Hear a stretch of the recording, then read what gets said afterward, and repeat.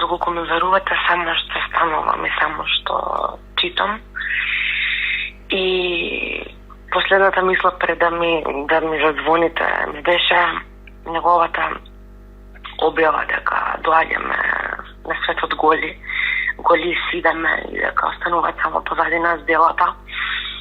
Можам да замислам колку си има мачено овие неколку месеци и после починувањето на татко ми и мирта што чувствувам кога ќе отидат на другиот свет, само знам дека сега е на мирно место и сега не го боли ништо. Изгубивме уште еден огромен човек, изгубивме уште еден музичар, изгубивме уште еден хуман човек. Само може да ме смири помислата дека е на помирно место и сега ништо не го боли.